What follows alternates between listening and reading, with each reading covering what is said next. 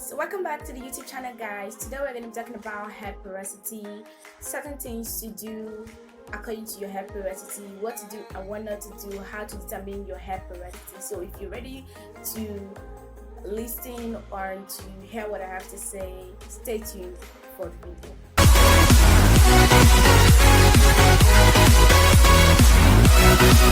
Thank you to all my viewers and my subscribers. My name is Ben Peters. For those of you who are new, who like, comment, and subscribe, share, and stuff like that. Today, like I said, we're talking about hair porosity. Before we go into the topic, I'm going to be telling you a few things about the channel. So we're literally, on this channel, we literally talk about natural hair, strictly on natural hair. As the channel progresses, there'll be vlogs and other kind of things that you can do. Check me out on Instagram, because I believe in the link down below in the description box, and you can also join the group. There's a whole community there to support you. So there's literally a group I created, I think last year in April, natural hair growth tips. You can join the group and join other natural hair lovelies, and do not forget you have a whole community here to support you. Like I said, we're all in this journey together. I literally forgot that this is our last topic on the basic things you need to know about your hair. Yes, it's our last topic because I'm actually on a series. I didn't want it to, when I started YouTube, I didn't want it to start from where I stopped in the group, because we've gone far in the group. We ought to have been far in our DIY series and stuff like that, but I didn't want that. I wanted the YouTubers to follow up with it. That's why I started from the beginning, which is the series, the basic things you need to know about your hair. And this is actually the last topic of the basic things you need to know about your hair before going into the DIY series and all that kind of stuff concerning your natural hair. So I'm really excited for this. And as you can see, I'm sorry I've not been uploading frequently. I've been very busy and editing, staying in front of the camera, video and other kind of stuff. Editing takes me days. Staying in front of the camera is just exhausting. So let's get right into the video quickly. So first of all, we're talking about the meaning of porosity. Porosity is the ability for your hair to retain moisture or to lose moisture. So we have three types of hair porosity, which is low hair porosity, medium or normal hair porosity, and high hair porosity. I'll be taking the medium or normal hair porosity before the low hair porosity. The medium or normal hair porosity is basically very simple to handle. If you have that kind of hair porosity, your hair can easily hold up styles and literally accept any product at any time. So I would just say you having a normal hair porosity means you're lucky. So normal hair porosity can actually still change, because when you use lots of color and lots of heat treatments like flat iron and coiling iron and anything concerning heat, it can actually change to a high hair porosity, from a normal hair porosity to a high hair porosity. So that's why I said we're going to be talking about how to manage certain hair porosity. Like I said in my previous video, porosity works hand in hand with products, meaning that's why you see that some products may work for some people and some products may not work for some people, because of it. Sometimes it may be because of your hair porosity. Like if you have the low hair porosity, someone else has a high hair porosity, and the product is containing silicone. The low hair porosity can not absorb fats and silicones and heavy dense products. So you should be like looking at the lighter product. So the product may work with someone that has high hair porosity, because their hair is actually absorbing everything, but your hair is not absorbing it. So that's why I said we're going to be talking about it and how to manage it. So you having a normal hair porosity doesn't mean you're actually safe.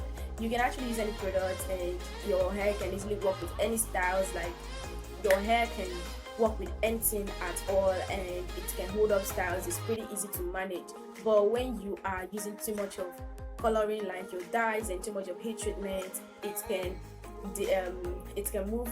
go from a normal hair porosity to a high hair porosity. So you managing your hair porosity is like really important.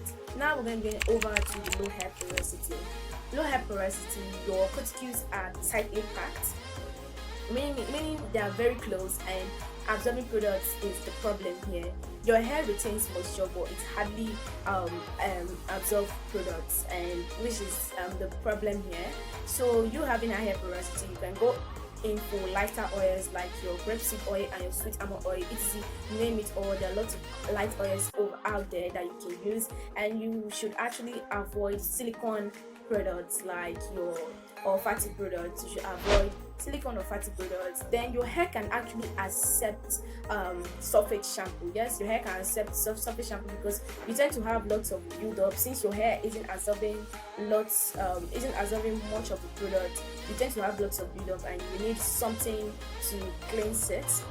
A surface shampoo would be nice to cleanse it, but you going for a silicone or protein products is not advisable. Any product that is containing lots of fats, just stay away from it and go for lighter products, water-based products that can easily be absorbed into the hair. Your hair can actually go for heat treatment, but too much of everything is bad, meaning you cannot do much of heat treatment as you don't want your hair porosity to change from the low hair porosity to the high hair porosity. Not like I'm saying high hair porosity is bad. I mean, whatever porosity you have, it's not easy to manage. You just have to be careful and not overdo things. That's what I'm trying to say. So you're using lots of heat tools, you're using a lot of heat treatment. You should give your hair space, give the time interval space while using heat treatment, like your straightening. I know lots of people love to straighten their hair and just feel that straight hair once in a while. So you should give it space while using your heat tools. And speaking about what and what not to do in low hair porosity, you can actually go off protein treatments for weeks and your hair can still be popping. You can do your protein treatment like once in a month or even once in 2 weeks, but doing protein treatment once in a month is advisable and stuff like that. You do not want protein overload. Now let's go over to the high hair porosity. High hair porosity is where your hair cuticles or your cuticles are sparse, are widely spaced, meaning you hardly retain moisture, and which is bad. If there's anything I've been singing on this channel is retaining of moisture, moisturizing your hair and hydrating your hair. You not retaining moisture is bad. So how can you manage this? First of all, avoid surface shampoo. Yes, avoid surface shampoo like the plague.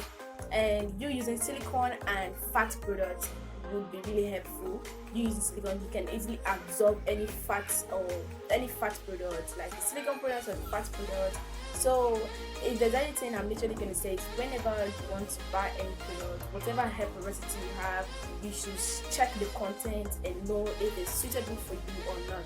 So you using heavy oils as well would be very, very helpful, like your coconut oil, your castor oil, your avocado oil as well. There are lots of heavy oils out there in which you can use on your hair. So you having high hair porosity is just you trying to retain moisture and doing the elsewhere method, which is the liquid, cream and oil, sealing in moisture would be very, very nice. So now we're going to be talking about how to test for your hair porosity. Yes, how to test and know your hair porosity. I already know my hair porosity, but for this video, for the sake of this video, I'm going to be testing my hair porosity here. So, and this is a strand, and I'm gonna be filling this empty jar with water and putting it and leaving it for 10 minutes, and let's see what my hair porosity is gonna be. So ladies, we're back, and this is my jar of water, and this is, oh, I don't know if you can see it. You can see it now.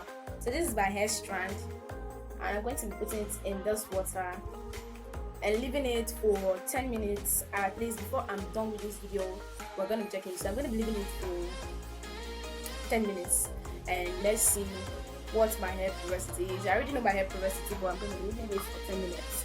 So this test, I'm going to be giving 5 test on hair porosity. It is advisable to try at least 3 so that you will be sure of your hair porosity. And when testing for your hair porosity, you should do this from the crown of your head, the back of your hair, and from the sides, because porosity may differ according to your hair. Some people porosity differs, but my full hair or my full head of hair, my porosity is the same. So some people's porosity differ. Like some people, the crown of their hair is literally high porosity, and the back of their hair or the sides of their hair is low porosity. So you just checking it out would be nice. Checking from different hair, it doesn't take nothing from you.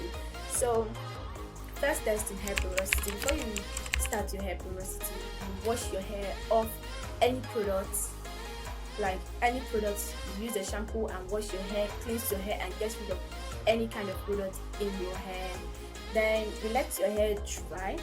After it dries, you go back in the shower to wet your hair. So you now use your head or use your brain to know if your hair got wet faster or if it got wet slowly. So that's like number one test, the shower test. And the number two test is still on the same shower. When you get out, this is the body and hair test.